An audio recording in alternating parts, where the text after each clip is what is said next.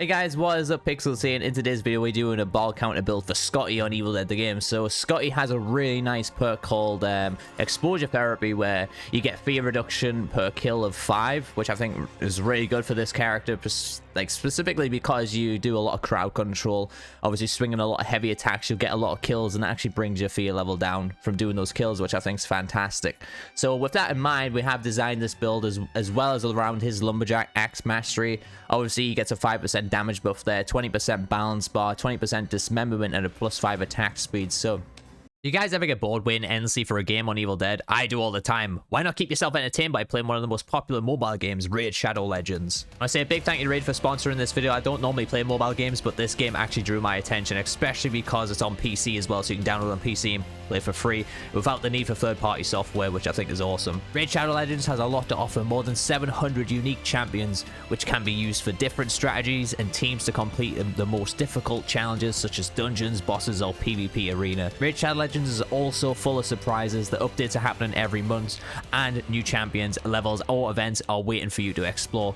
The game is also loved by millions around the world due to its high quality graphics, which can guarantee you a PC-like experience even on your phone. The really awesome thing about this game is you can play it for free on mobile and PC and link them seamlessly together to enjoy it on the go or at your desk. When starting Raid, be sure to go through all the tutorial missions to unlock all the benefits to start you off on the path to gaining a strong champion roster. The game also has great lore which you can already explore through Raid, called the Arbiter. It is an awesome new limited series which tells you more about the characters and their background. The first one is Artak, a mighty orc warlord. What's super cool is that Artak is going to be available for everyone for free. All you have to do is just log into Raid for 7 days between now and July 24th. New players, use my link or scan the QR code right here and get a free starter pack with this awesome and cool in-game loot.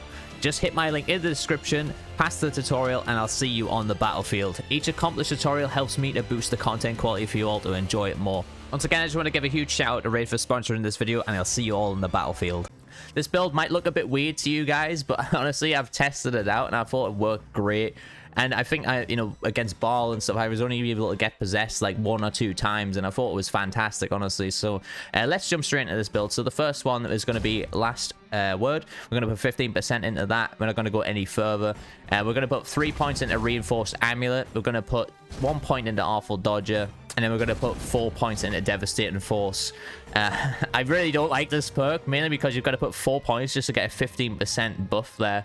However, looking at all the other damage numbers on the game, there's really no way around to being like, oh, I don't really need to put Devastating Force on. But yeah, it's a bit unfortunate that you have to spend 4 points just to get a 15% buff on your melee there.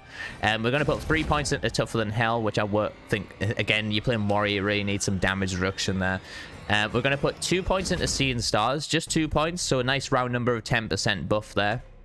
Obviously, because he has 20% naturally with his lumberjack axe, which, playing Scotty, you will usually find a lumberjack axe. I don't know what they've done in the game, but recently I feel like every time I play Scotty, they just love to throw lumberjack axes at me, or any type of weapon mastery that's in the game on the characters. It seems like they like to spawn those weapons now, and that never used to be the case. It seems, like I said, it's a lot easier to find the weapons that you need for the character.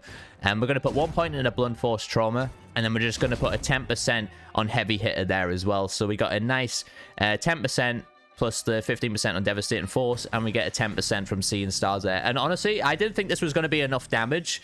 But because this guy has, obviously, the Lumberjack Axe Mastery, and obviously people will play Leader for the damage buffs and stuff, I was still hitting pretty high damage numbers, and I thought it worked pretty great, even against other demons. Only time I didn't think this build really worked that well was against an Elagos at Book Phase, but, to be honest, Elagos at Book Phase right now, you could put as max damage perks on it as you want, and you could still potentially lose that game. So it doesn't really make much of a difference. But against their like Necromancer, Warlord, Plaguebringer, and Baal, I thought this worked fantastic, and I still thought it was more than enough damage. Okay, so we have around 8 points left to spend. So what we will do is just put 1 point in Industrial Strength here.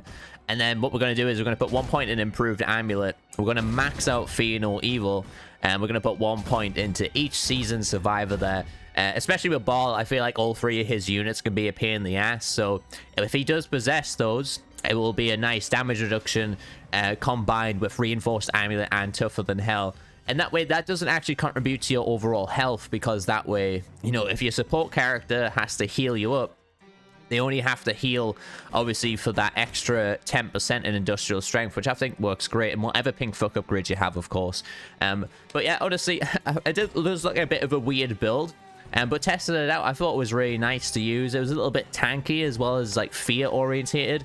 And I totally forgot about Scotty's ability to, you know, have the exposure therapy to, you know, reduce his fear bar per kill as well. So yeah, using heavy hitter with a lumberjack axe and, you know, seeing stars, I thought that worked great in combination with that. Just because this guy obviously just has that natural damage about him with the weapon mastery. Obviously, it's only a 5% damage buff, but the balance bar damage, you know, having a nice little 20% buff there.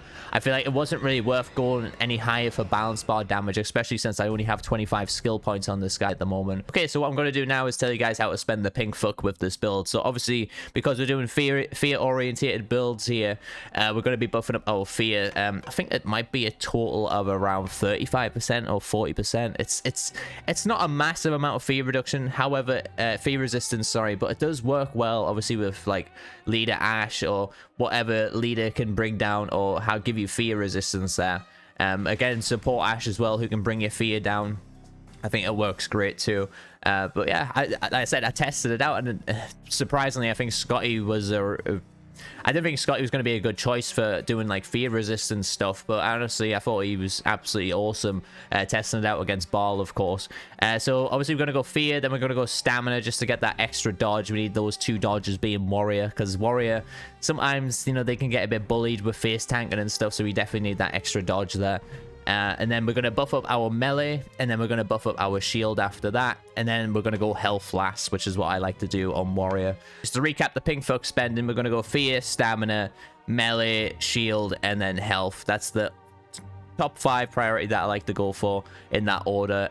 Sometimes I will go for shield first and then melee, but honestly, I think with warrior, you kind of want to get that fast attack speed as soon as possible, especially if you've got a lumberjack axe early game. You just want to be able to hit things really fast, and early game, obviously, the units are a lot more weaker, so you'll just destroy them without them taking much health off you in anyways. But honestly, test this build out, guys. Let me know what you guys think. Like I said, I tested it out for quite a few games against multiple demons, including Baal, and I thought it was fantastic, honestly. It was nice to see my fear threshold, like, just go down per kill as well, which I thought was really awesome. But yeah, leave me a like, leave me a comment, let me know what you guys think of the build. Hit that sub button for more Evil Dead content, and I've been Pixels, you my awesome viewers. I'll catch you guys in the next one.